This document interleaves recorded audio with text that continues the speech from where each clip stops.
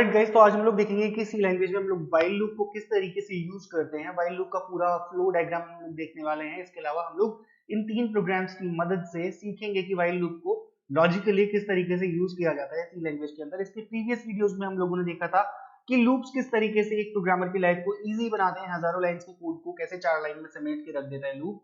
और उसके अलावा हमने देखा था डू व्हाइल लूप किस तरीके से पहले एक कंडीशन जो होती है उसको चेक किए बिना एक बार प्रोग्राम को एग्जीक्यूट कर दे कोड को एग्जीक्यूट कर देता है, फिर उसके बाद वापस से आता है और कंडीशन को चेक करता है।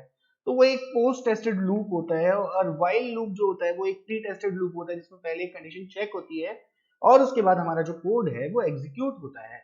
सो गाइस, इसको हम लोग समझेंगे अभी डिटेल में। व्हाइल लूप को प्रॉपर्ली हम लोग सिंटैक्स और इसका फ्लो डायग्राम और जितने भी प्रोग्राम्स हम लोग यहाँ पे बनाएंगे उनको समझेंगे। लेकिन उसके पहले अगर आपने इस प्लेलिस्ट को एक्सेस नहीं किया है तो जल्दी से जाओ सी लैंग्वेज की इस प्लेलिस्ट को एक्सेस करो, बुकमार्क कर लो इसके लिंक को और इसके वीडियोस को शुरू से एंड तक देखो। आपको सी लैंग्वेज में कभी भी दिक्कत नहीं होने वाली है। यहाँ पे मैं बेसिक टू एडवांस सारे कॉन्सेप्ट्स को एक्सप्लेन करके properly with the help of programming आपको समझा रहा हूँ। हर एक वीडियो के डिस्क्रिप्शन में आपको नोट्स मिल जाएंगे और सोर्स कोड मिल जाएगा। जो भी प्रोग्राम हम यहाँ पे बना रहे हैं, आपका इंटरव्यू है, एग्जाम है, तो प्लीज इससे पढ़ के जाना, आपको बहुत ही ज्यादा फायदा होगा। Best of luck guys for your exams and interviews. So जल्दी से चलते हैं हम लोग व्हाइल लूप की तरफ और देखो इसकी डेफिनेशन पढ़ना स्टार्ट करते हैं। While loop is also known as pre tested loop. Pre tested loop होता है, मैं बता रहा हूँ आपको, पहले कंडीशन चेक होगी और उसके बाद हमारा जो लूप है उसका कोड एग्जीक्यूट होगा। In general a while loop allows a part of the code to be executed multiple times depending upon a given boolean condition. Given boolean condition के ऊपर मेरा जो लूप है उसकी कंडीशन चेक होगी और अगर वो ट्रू होती है तो मेरा कोड एग्जीक्यूट हो जाएगा, अगर ट्रू नहीं होती है तो मेरा कोड एग्जीक्यूट नहीं होगा और व्हाइल लूप जो है एग्जिट हो जाएगा और उसके बाद वाला कोड जो है वो एग्जीक्यूट होगा। आई होप इतनी चीज आपको समझ में आई होगी कि कंडीशन अगर ट्रू है तो हमारा कोड एग्जीक्यूट होगा, ट्रू नहीं है, फॉल्स है तो हमारा कोड एग्जीक्यूट नहीं होगा, जो कि व्हाइल लूप के अंदर है। ठीक है गाइस, तो देखो बूलियन कंडीशन का मतलब क्या? बूलियन कंडीशन का मतलब है ट्रू और फॉल्स। अगर मेरी कंडीशन ट्रू है तो हमको जीरो रिटर्न होगा, फॉल्स है तो नॉन जीरो रिटर्न होगा और इसी वजह से इसको हम लोग बूलियन कंडीशन बोलते हैं। सो आई होप इतना आपको समझ में आया होगा। चलो नेक्स्ट चीज पढ़ते हैं। It can be viewed as a repeating if statement। repeating if statement ये कंडीशन कंडीशनल स्टेटमेंट था ना if, तो यहाँ पे भी कंडीशन ही हम लोग यूज कर रहे हैं तो रिपीटिंग इफ स्टेटमेंट ही समझ सकते हैं हम लोग इसको। The while loop is mostly used in the case where the number of iterations is not known in advance. पहले से हमें पता नहीं होता कि कितने नंबर ऑफ इटरेशंस होंगे। जब तक हमारी कंडीशन ट्रू होती रहती है मेरा व्हाइल लूप एग्जीक्यूट होता रहता है और जब मेरी कंडीशन फॉल्स हो जाती है तो मेरा व्हाइल लूप एग्जिट हो जाता है।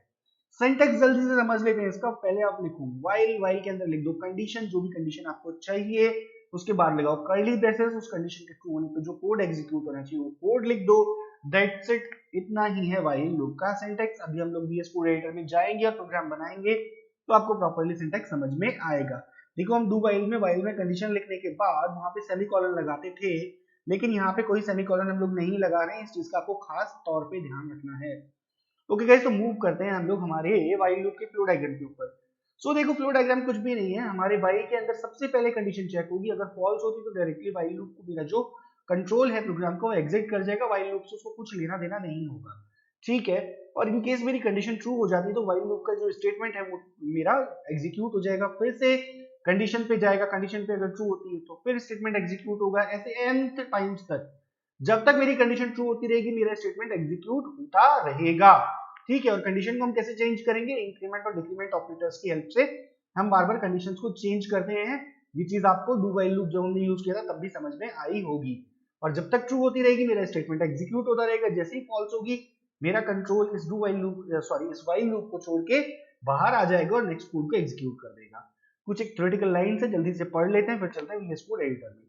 A conditional expression is used to check the condition। Condition check करने की काम आती है। The statement defined inside the while loop will repeatedly execute until the given condition fails। जब तक कंडीशन फेल नहीं होगी तब तक कोड जो है एग्जीक्यूट होता रहेगा।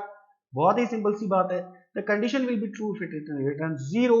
The condition will be false if it returns any non-zero number। जब तक जीरो रिटर्न करता रहेगा that means true और जब तक non-zero रिटर्न करेगा that means false। यही इसीलिए तो इसको हम लोग बूलियन कंडीशन कह रहे हैं कि 0 और 1 में हम लोग इसको कैलकुलेट करेंगे।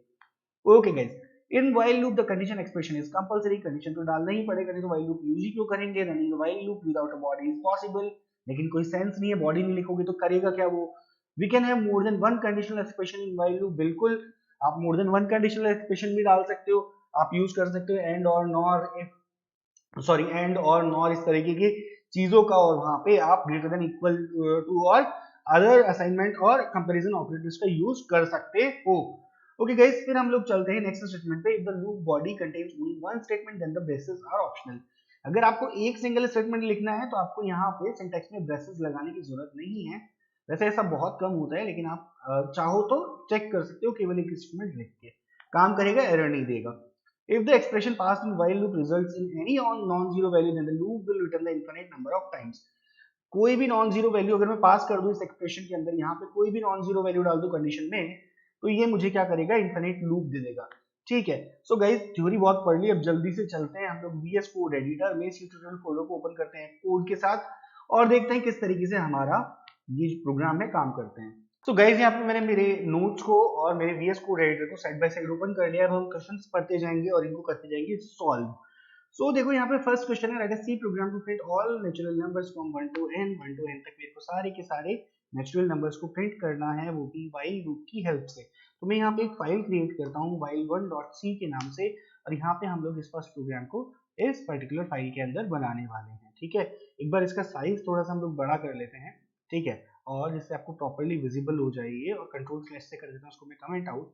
तो देखो गाइज यहाँ पे इस प्रोग्राम को बनाने के लिए हम लोग क्या करते हैं, सबसे पहले ले आते हैं हमारे बॉयलरप्लेट कोड को। इनकेस आपको बॉयलरप्लेट कोड बनाना नहीं आता है तो डेटा टाइप्स एंड वेरिएबल वाले वीडियो में मैंने आपको प्रॉपर्ली बताया कि आप बॉयलरप्लेट कोड कैसे बना सकते हो। ओके गाइज, देखो मेरे को 1 to n तक यहाँ पे नंबर्स प्रिंट करने हैं, नेचुरल नंबर्स। तो मेरे को सबसे पहले तो क्या चाहिए होगा, यूजर से एक n का इनपुट चाहिए होगा कि मेरे को बताए तो सही यूजर की सबसे पहले मेरे को कहाँ तक नंबर्स प्रिंट करवाने हैं। फिर मेरे को एक वेरिएबल और चाहिए होगा जिसमें मैं इंक्रीमेंट या डिक्रीमेंट करके मेरे नंबर्स को प्रिंट कर सकूं। मैंने यहाँ पे i के नाम से एक वेरिएबल ले लिया है जिसको मैं इंक्रीमेंट या डिक्रीमेंट करके यूज कर सकता हूँ। आप i, j, k, l, m, n, o, p कोई भी अल्फाबेटिकल कैरेक्टर वगैरह कुछ भी ले सकते हैं, लेकिन इंटीजर टाइप का रहेगा क्योंकि यहाँ पे हम लोग नंबर प्रिंट कर रहे हैं। आप कुछ भी ले सकते हैं, जो भी आपकी इच्छा हो। ठीक है, ओके, चलो ठीक है। अब देखो हम लोग यूजर को बोलते हैं कि यूजर भैया यहाँ पे सबसे पहले मुझे n का वैल्यू तो दे दो जिससे मैं नंबर प्रिंट करवा सकूं। तो यहाँ पे मैं यूजर को बोलता हूँ enter the value of n, ठीक है, और यहाँ पे लगा देते हैं बैकस्लैश n, जिससे बाकी जो चीजें हैं वो हमारी नेक्स्ट लाइन के अंदर है। अब हम लोग कर लेते हैं इसको स्कैन, और स्कैन करने के लिए हम लोग लिखेंगे %d, m%n। तो ये मेरा स्कैन हो गया है। अब यहाँ पे लगाऊंगा सेमीकोलन, और यहाँ पे एक लाइन और मैं लिख देता हूँ, जो मेरा कोड है मुझे अच्छे से दिखेगा, जो आउटपुट आएगा उसमें मेरे को देखने में मजा आएगा। तो यहाँ पे मैं लिख देता हूँ the list of natural numbers, ठीक है, यहाँ पे लिखते हैं the list of natural numbers from one two n। n की जगह मैं क्या लिखता हूँ %d, तो मेरा वो नंबर प्रिंट हो जाएगा। %d इज और बैकस्लैश n लगाते हैं, और यहाँ पे n d की जगह %d की जगह प्रिंट करवाते हैं हम लोग n। आई होप इतनी चीज आपको समझ में आ रही होगी गाइस। अब देखो यहाँ तक तो मेरी कहानी हुई कंप्लीट, ठीक है, ये सब यूजर को दिख रहा है। अब मेरे को क्या करना है, यहाँ पे मुझे यूज करना है व्हाइल लूप का। व्हाइल लूप का यूज करने के लिए मैं यहाँ पे सिंपल लिखता हूँ व्हाइल, और व्हाइल जैसे ही थोड़ा सा लिखूंगा मैं, मेरे को यहाँ पे सिचुएशन दे देगा। मेरा VS कोड एडिटर बड़ा ही स्मार्ट चीज है, और यहाँ पे आप चाहो तो इसको मैन्युअली भी लिख सकते हो। सिंटेक्स को सिंटेक्स समझना, देखो सबसे पहले व्हाइल, व्हाइल के बाद हमें सिंपल ब्रैकेट्स के अंदर यहाँ पे कंडीशन लिखनी है। सिंपल ब्रैकेट्स के अंदर कंडीशन लिखने के बाद कर्ली ब्रेसेस लगाने हैं। कर्ली ब्रेसेस के अंदर हम लोग लिखेंगे कोड को। अब देखो कंडीशन किस तरीके से लिखता हूँ। सबसे पहले देखो मेरे को आई को इनिशिएट करना पड़ेगा, क्योंकि आई को प्रिंट करवाना है, और आई को प्रिंट करवाना है तो मैं यहाँ पे आई को 1 से इनिशिएट कर देता हूँ, नहीं तो ये गार्बेज वैल्यू लेना स्टार्ट कर देगा। ठीक है, अब मेरे को आई की वैल्यू कहाँ तक प्रिंट करवानी है, मेरे को आई की वैल्यू प्रिंट करवानी है, ये मैंने क्या किया, आई की वैल्यू मुझे प्रिंट करवानी है n तक। ठीक है, तो मेरे को इसको इस तरीके से यहाँ पे कंडीशन लिखनी पड़ेगी, आई लेस और इक्वल्स टू n जब तक रहे तब तक तुम क्या करना, तब तक तुम प्रिंट करते जाना। क्या प्रिंट करते जाना, यहाँ पे प्रिंट करते जाना %d, और यहाँ पे आई प्रिंट करते जाओ। और उसके बाद क्या करो, आई को जब तुम प्रिंट कर दो और हर बार उसको एक बार बढ़ा दो, 1 से बढ़ा दो। आई प्लस प्लस मतलब इंक्रीमेंट बाय 1। ठीक है, तो देखो इस प्रोग्राम के फ्लो को समझ लो, फिर हम लोग इसको रन करके देखेंगे। तो देखो सबसे पहले मैंने क्या किया, यूजर को बोला कि n का वैल्यू एंटर कर दो, उसको स्कैन कर लिया n के वैल्यू को। फिर मैंने यहाँ पे लिख दिया the list of natural numbers from 1 to n, %d लिखा है तो यहाँ पे n की वैल्यू प्रिंट हो जाएगी। देखो, और उस n की वैल्यू कुछ भी हो सकती है, 15 20, जो भी यूजर हमारे इनपुट करके देगा। अब देखो मैं क्या कर रहा हूँ, यहाँ पे आई को 1 से इनिशिएट कर रहा हूँ, क्योंकि सबसे पहले मेरे को 1 प्रिंट करवाना है, फिर उसके बाद वो इंक्रीमेंट होता चला जाएगा। कहाँ तक इंक्रीमेंट होगा, मैं वाइल के अंदर क्या कह रहा हूँ, इसको तब तक री एग्जीक्यूट करते रहना जब तक इसकी वैल्यू n के इक्वल ना पहुंच जाए। और क्या प्रिंट करते रहना, i। और जब तुम i को प्रिंट कर दो तो i को प्रिंट करने के बाद उसकी वैल्यू को बढ़ा देना, +1 कर देना, ठीक है। और फिर से आके चेक करना, फिर अगर उस वैल्यू को प्रिंट कर देना, फिर बढ़ाना, फिर चेक करना, फिर प्रिंट करना, फिर बढ़ाना, फिर चेक करना, फिर प्रिंट करना। इस तरीके से गोल गोल गोल गोल घूमते रहना जब तक कि i की वैल्यू n के इक्वल या छोटी रहती है। आई होप ये फ्लो आपको समझ में आया होगा। और यहाँ पे एक लाइन भी मैं लिख देता हूँ, जब ये लाइन प्रिंट होगी इसका मतलब क्या है कि ये वाइल लूप जो है एग्जिट हो चुका है और मेरी कंडीशन जो है फॉल्स हो चुकी है। तो यहाँ पे मैं लिख देता हूँ the while loop has been executed. I hope इतना चीज आपको समझ में आ रहा होगा, ठीक है। और एक बैकस्लैश यहाँ पे भी लगाते हैं जिससे मेरे जो नंबर्स हैं वो नेक्स्ट लाइन के अंदर प्रिंट हों। ओके गाइस, तो देखो यहाँ पे हम लोगों ने इस प्रोग्राम को बना लिया है। जल्दी से इसको रन करते हैं और देखते हैं कि ये प्रोग्राम हमें क्या आउटपुट देता है। सो गाइस, जैसे ही मैंने यहाँ पे इस प्रोग्राम को रन किया, ये मेरे को बोल रहा है enter the value of n। तो देखो अगर मैं यहाँ पे n का वैल्यू लिख दूं 23 और एंटर प्रेस करूं, तो देखो ये मुझे क्या कह रहा है। यहाँ पे इसने n का वैल्यू 23 डालते ही यहाँ पे कुछ एक नंबर्स यहाँ पे प्रिंट कर दिए हैं। देखो सबसे पहले 1 2 3 4 इस तरीके से प्रिंट कर दिया है। और कहाँ तक इसने प्रिंट किया है, इसने प्रिंट किया है 23 तक। आई होप इतना चीज आपको समझ में आया। 23 प्रिंट करने के बाद इसने लिख दिया the while loop has been executed. अब देखो इस प्रोग्राम का फ्लो समझो, ये कैसे एग्जीक्यूट हुआ है। तो सबसे पहले देखो हमने यहाँ पे लिखा था enter the value of n, ठीक है। तो ये यहाँ पे प्रिंट हो गया enter the value of n। मैंने n का वैल्यू डाल दिया 23, यहाँ से स्कैन हो गया n का वैल्यू और फिर ये लाइन यहाँ पे प्रिंट हो गई the list of numbers from 1 to 23। n की जगह 23 प्रिंट हो गया, ठीक है। इस तरीके से फिर यहाँ पे व्हाइल लूप के अंदर मेरा कंट्रोल गया। व्हाइल लूप के अंदर जैसे ही मेरा कंट्रोल गया, इसने चेक किया i का वैल्यू n से छोटा है क्या। तो i का वैल्यू सबसे पहले मैंने इनिशिएट किया है 1 से। 1 की वैल्यू 23 से छोटी है क्या, बिल्कुल है। तो इसने यहाँ पे i की जगह क्या प्रिंट कर दिया, 1 प्रिंट कर दिया। फिर इसने i को बढ़ा दिया 1 से। यहाँ पे अब i की वैल्यू क्या हो गई, 2 हो गई। 2 होने के बाद इस वैल्यू को 2 होने के बाद इस वैल्यू को यहाँ पे 2 प्रिंट किया, फिर 2 को 3 कर दिया। फिर ये गया यहाँ पे, फिर 3 को चेक किया, यहाँ पे 23 से छोटा है क्या, फिर 3 प्रिंट कर दिया। फिर इसकी वैल्यू 4 हो गई यहाँ पे, फिर गया, फिर इसने 4 को चेक किया लेस देन n है क्या, फिर यहाँ पे 4 प्रिंट हो गया। फिर यहाँ पे 4 को 5 कर दिया जैसे ही इंक्रीमेंट ऑपरेटर यूज हुआ। इस तरीके से यहाँ पे वैल्यू चेक होती रही, यहाँ पे वैल्यू प्रिंट होती रही और यहाँ पे वैल्यू इंक्रीमेंट होती रही। और इंक्रीमेंट होने के बाद वापस से 15th लाइन से 12th लाइन पे मेरा कंट्रोल गया, फिर वापस वैल्यू को चेक किया, इस कंडीशन को ट्रू है क्या, और इस तरीके से चेक करते हुए बार बार प्रिंट होता रहा और इंक्रीमेंट होता रहा। जब लास्ट में यहाँ पे 23 प्रिंट हुआ, देखो यहाँ पे जब 23 प्रिंट हुआ, 23 प्रिंट होने के बाद यहाँ पे वैल्यू क्या होगी 24। और फिर वापस से 12th लाइन पे जाके यहाँ पे चेक हुआ कि 24 लेस और इक्वल्स टू 23 है क्या, क्योंकि n की वैल्यू जो है वो क्या है 23। तो यहाँ पे ये कंडीशन फॉल्स होगी। फॉल्स होने के बाद ये लूप जो है, व्हाइल लूप जो है एग्जिट हो गया और यहाँ पे मेरी ये लाइन प्रिंट होगी the while loop has been executed. तो देखो जैसे कंडीशन जो है फॉल्स हुई, वैसे मेरा जो व्हाइल लूप है वो एग्जिट हो गया और एग्जिट होने के बाद यहाँ पे ये मेरी लाइन प्रिंट हो गई। आई होप गाइज आपको ये चीज समझ में आई होगी, किस तरीके से प्रोग्राम फ्लो हुआ है, किस तरीके से प्रोग्राम बना है। It's okay. अब हम लोग चलते हैं नेक्स्ट प्रोग्राम की तरफ और यहाँ पे हमें क्या करना है, देखो let us C program to print all natural numbers in reverse from 1 to n। 1 to n तक हमें सारे के सारे नेचुरल नंबर्स को, सॉरी n to 1 मतलब उल्टा प्रिंट करना है हमें, ठीक है, रिवर्स ऑर्डर में प्रिंट करना है, ठीक है। तो देखो हम लोग इसको कैसे करेंगे। तो यहाँ पे मैं एक फाइल बनाता हूँ while2.c के नाम से और यहाँ पे इस प्रोग्राम को कर लेता हूँ मैं पेस्ट। उससे पहले मैं स्क्रीन को कर लेता हूँ फुल और यहाँ पे मैंने प्रोग्राम को किया पेस्ट और इसको कर देते हैं कमेंट आउट, एक बार इसको करते हैं 1 और वही हम लोग ले आते हैं हमारे बॉयलरप्लेट कोड को।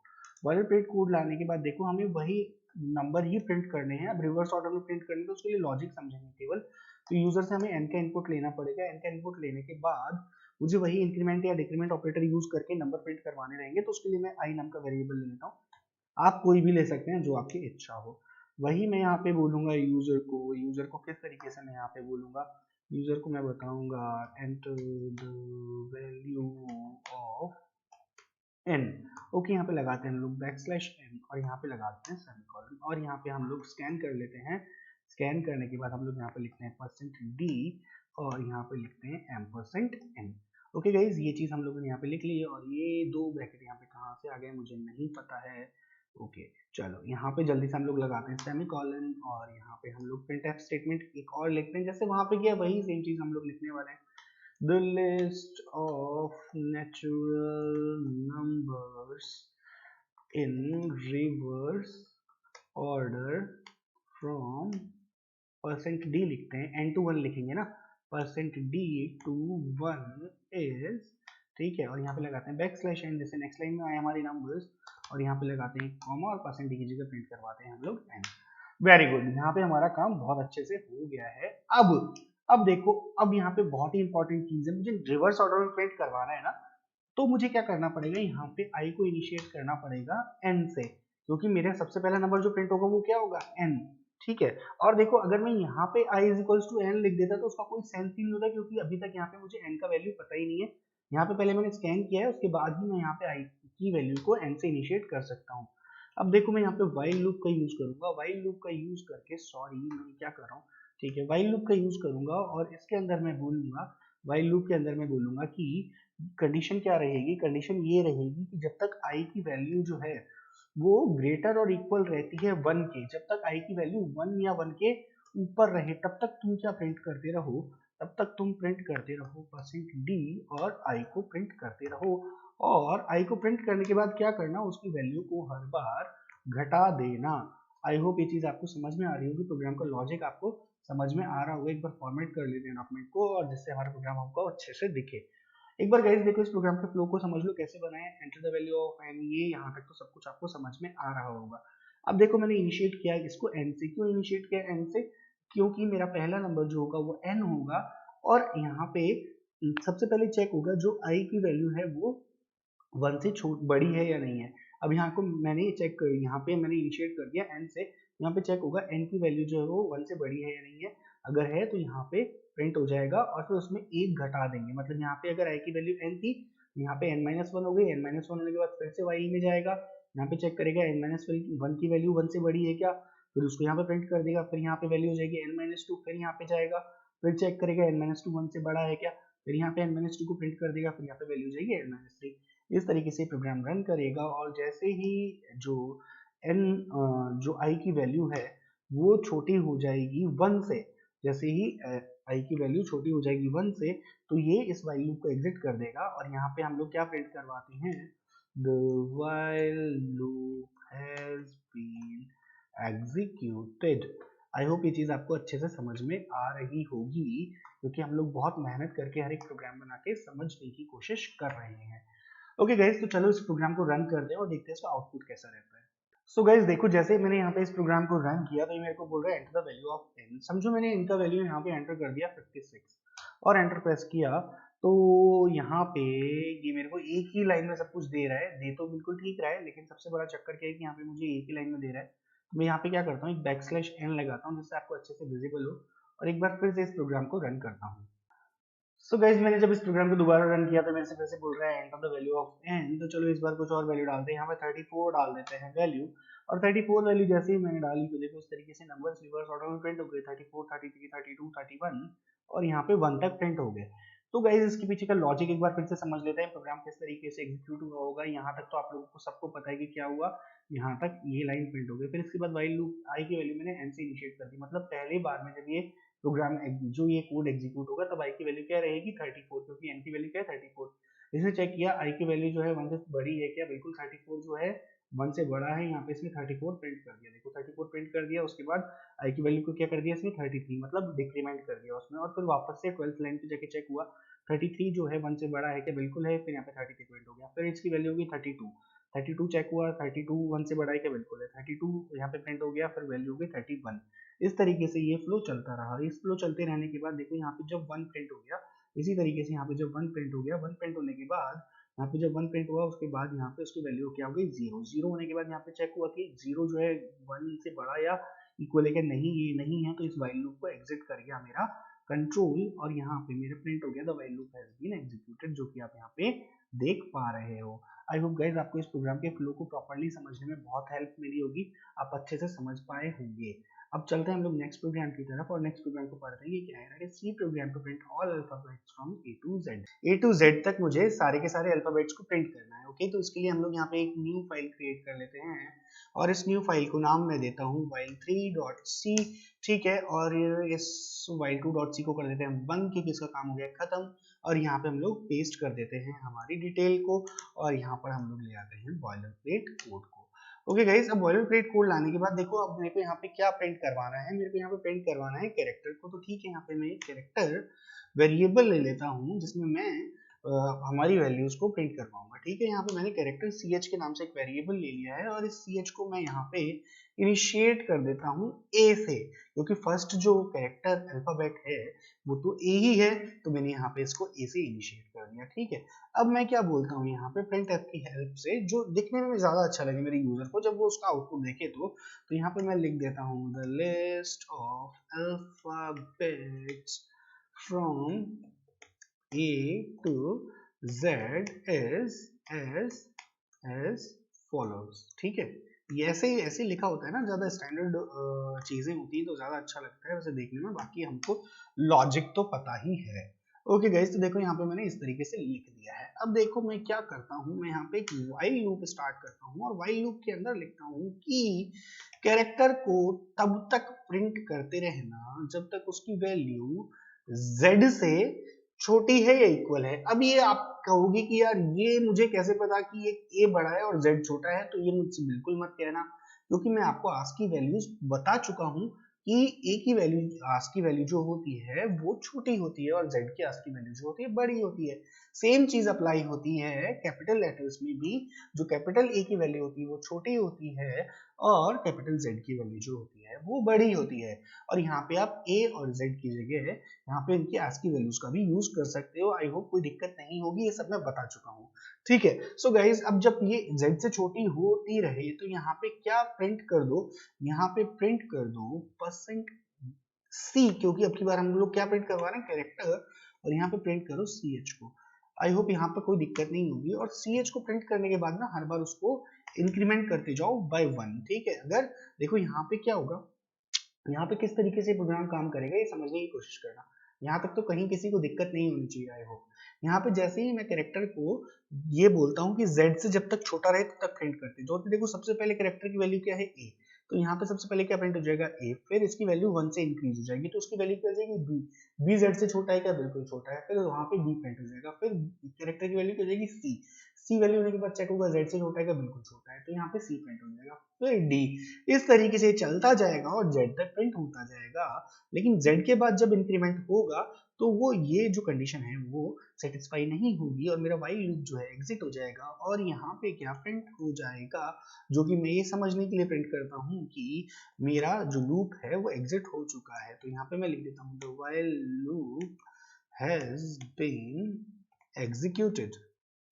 आई होप इतनी चीज आपको समझ में आ रही होगी। यहाँ पे लगाएंगे \n और यहाँ पे लगा देंगे गाइस हम एक सेमीकोलन। ठीक है, तो ये प्रोग्राम मेरा बन के तैयार हो चुका है। जल्दी से इसको करते हैं रन और समझते हैं कैसे काम कर रहा है। सब प्रिंट हो गया, लेकिन ये प्रिंट हो गया एक ही लाइन में, तो एक ही लाइन में प्रिंट हो गया, तो इसके लिए मेरे को क्या करना पड़ेगा, स्क्रीन को क्लियर करते हैं एक बार और फिर से इस प्रोग्राम को रन करते हैं, लेकिन अब की बार यहाँ पे लगाते हैं हम लोग \n, जिससे आपको प्रॉपर्ली चीजें दिखें। देखो गाइस, जैसे ही मैंने प्रोग्राम को रन किया तो देखो ABCDEFGHIJKLMNOPQRSTUVWXYZ ये सब कुछ प्रिंट हो गया। प्रिंट कैसे हो, मैंने आपको लॉजिक समझा दिया है। कैरेक्टर जो है z से छोटा होना चाहिए, a की वैल्यू यहाँ पे मैंने कैरेक्टर की इनिशिएट करी है। यहाँ पे सबसे पहले a प्रिंट होगा, इंक्रीमेंट होगा, b हो जाएगा, b चेक होगा z से छोटा है क्या, b प्रिंट होगा, फिर वैल्यू c हो जाएगी, क्योंकि हर बार एक वैल्यू बढ़ाने से नेक्स्ट कैरेक्टर आता है।